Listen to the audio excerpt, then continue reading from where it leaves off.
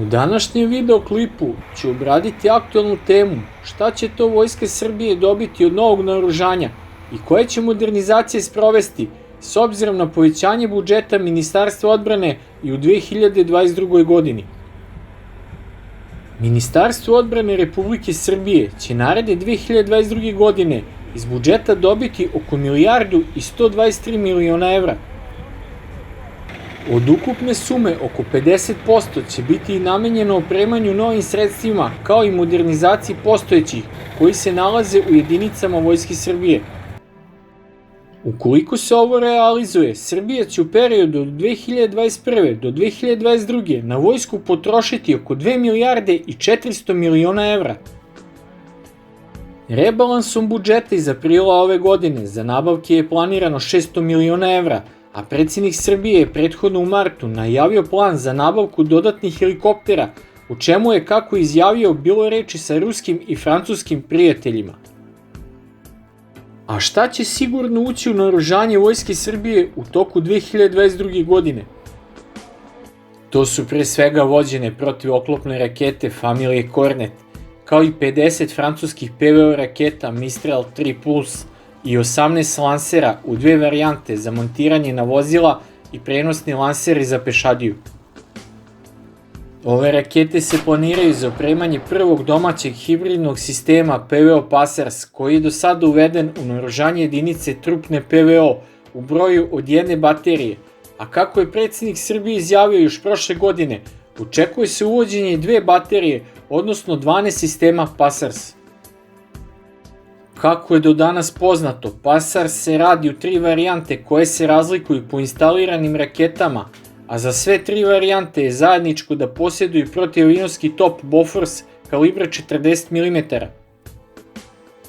Jedna varijanta će imati montirane Mistral 3+ PVO rakete, druga Igla i Strela 2M PVO rakete, a treća varijanta čeka završetak rada na prvoj domaćoj PVO raketi sa IC samonavođenjem RLN-IC. Kapitalnu nabavku predstavlja sistem PVO srednjeg do dugog dometa FK3 i to 3 baterije sa po 4 lansera i osmatračko-akvizicijskim radarom H200. Na društvenim mrežama se uveliko navija da će to biti najnovija verzija ovog kineskog sistema PVO sa vertikalnim lansiranjem raketa. Ako se zna da su rakete koje se lansiraju hladnim vertikalnim startom duplo skuplje od raketa sa vrućim kosim startom zbog dodatnog sistema mlaznica koji usmjeravaju raketu prema meti nakon njihovog vertikalnog ispaljivanja gasogeneratorom i silosa, pitanje je da li je Srbija kupila baš tu verziju sistema PVO FK3. Visoki zvaničnici Srpskog ratnog vazduhoplovstva se nadaju da će sledeće godine zaključiti ugovor i nabaviti dodatni broj borbeno-desantnih helikoptera u varijanti Mi-35M do pune eskadrile od 12 letelica, zbog pojeftinjenja izvođenja operacija, održavanja i letačke obuke. To bi moglo značiti dodatne nabavke helikoptera H-145M, Mi-17 V5 i Mi-35M, pa čak i H-215 Super Puma ili H-225 Caracal, koji bi izložen na štandu Airbusa na sajmu naoružanja i vojne opreme Partner 2021, ali ugovori za njihovu nabavku još nisu zvanično potpisani. Ono što je vrlo verovatno da ova nabavka helikoptera uključuje i dva protivpožarna helikoptera Kamov K-32 za helikoptersku jedinicu MUP-a Srbije. Znači, helikopteri tipa Airbus H-145M, Mi-17 V5 i Mi-35M, niti ruski K-32 sigurno neće pojačati srpsko ratno vazduhoplovstvo u 2022. godini. Sledeće godine bi trebalo da se pojavi i prvi prototip modernizovanih domaćih helikoptera Gama i naoružane varijante helikoptera Gazela HO-42 i HO-45. Ministar vojni Stefanović je ovog meseca na sajmu naoružanja i vojne opreme FEINDEF 21 u Madridu potpisao pismo o namjeri za kupovinu letelica u Španiji. Radi se o kupovini dva transportna aviona tipa C-295 španskog proizvođača CASA, koji radi u okviru Airbusa, a zaključenje ugovora o kupovini ovih letelica treba očekivati u obliku međuvladinog sporazuma između Španije i Srbije do polovine iduće godine. Sve ovo znači da ni C-295 transportni avioni neće biti u sastavu srpskog ratnog vazduhoplovstva u 2022. godini, a prvi od dva transportna aviona će najranije biti isporučen tokom 2023. godine. Ono što je sigurno da će se početkom sledeće godine pojaviti prvi potpuno opremljen i funkcionalan prototip jurišnog aviona Orao modernizovane varijante 2. U ovom projektu modernizacije se koriste dva dvoseda NJ-22 i u toku je modernizacija i prvog jednoseda J-22. U naoružanje srpskog ratnog vazduhoplovstva će ući i 12 borbenih bespilotnih letelica Pegaz i 3 pripadajuće komandne stanice, kao i modernizovane bespilotne letelice Vrabac u količinama od par desetina letelica. U sastav srpskog ratnog vazduhoplovstva treba da uđu još 6 borbeno-izviđačkih letelica CH-92A sa pripadajućim komandnim stanicama, čime će se oformiti jedna cela eskadrila ovih borbenih bespilotnih letelica. Tokom 2022. godine u formaciji srpskog ratnog vazduhoplovstva neće ući ni borbene bespilotne letelice CH-95, niti skoro dogovoreni turski borbeni dronovi Bayraktar TB2. Kad smo već kod dronova, od kopnenih dronova Mali Miloš će u naoružanje specijalnih jedinica Vojske Srbije, koje već upotrebljavaju 10 prototipova ovih besposadnih borbenih platformi radi ispitivanja trupi, ulaze i prvi serijski primjerci ovog drona. Nabavit će se prve serije konačnih varijanti V1, V2 i logističke varijante L, a očekuje se da se u javnosti prezentuje i prototip Malog Miloša sa ruskim vođenim protivoklopnim raketama Kornet. Inače, ukupna potrebna količina dronova Mali Miloš za naoružavanje Vojske Srbije iznosi do 100 ovih besposadnih borbenih platformi. Takođe se očekuje izrada prve prototipske partije naoružanih dronova kvadkoptera familije Obad. Što se tiče borbeno-oklopnih vozila za naoružavanje oklopno mehanizovanih i jedinica motorizovane pešadije Vojske Srbije, situacija je sledeća. Oklopno borbeno vozilo transporter Lazar 3 uvedeno je u naoružanje Vojske Srbije još 2018. godine.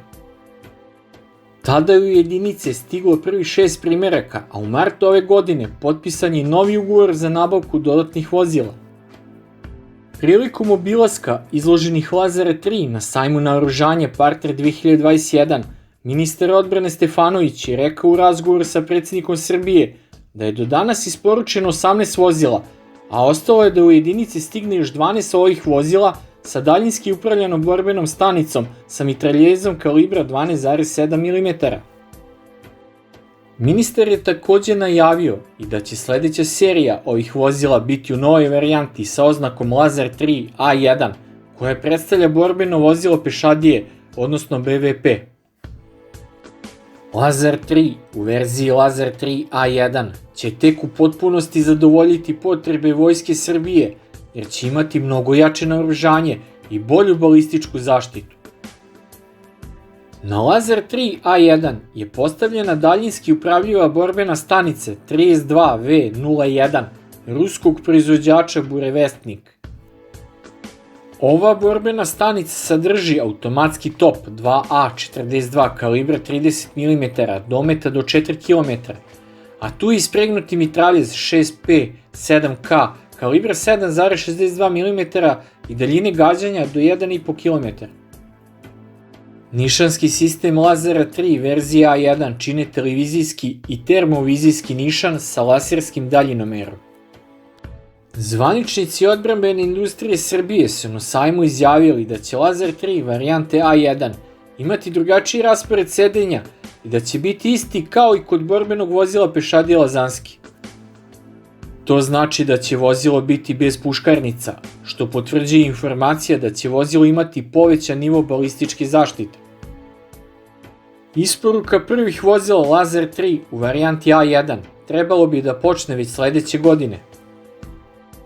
Druga, takođe nova varijanta Lazera 3 jeste verzija za borbenu podršku pešadije Lazer 3P sa daljinski upravljivom borbenom stanicom DUBS 30/2, čije naoružanje čini dvocevni top kalibra 30 mm čekoslovačkog protivavionskog topa M53/59 Praga, kao i 4 višenamenske vođene rakete Nova 145.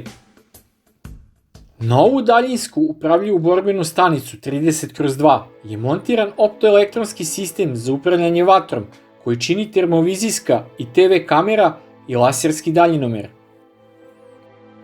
Pošto ova daljinski upravljivana stanica sadrži i 4 lansera nove domaće vođene protivoklopne rakete Nova 145, namenjene za uništavanje široke lepeze ciljeva probojnosti 1000 mm homogene čelične ploče zajedno sa eksplozivno-reaktivnom oklopom, koja će biti završena i uvedena u naoružanje tek 2023. godine, zaključuje se da će verzija Lazera 3 varijante P biti uvrštena u naoružanje tek 2023. godine. Do tada možemo očekivati nultu seriju ove varijante Lazera 3, koja bi bila na ispitivanju u trupi, ali bez protioklopnih raketa Nova. Za opremanje Vojske Srbije oklopnim vozilima u serijsku proizvodnju sledeće godine ulazi i oklopni transporter pogona točkova 4x4, poznatiji kao BOV OT ili oznake M21.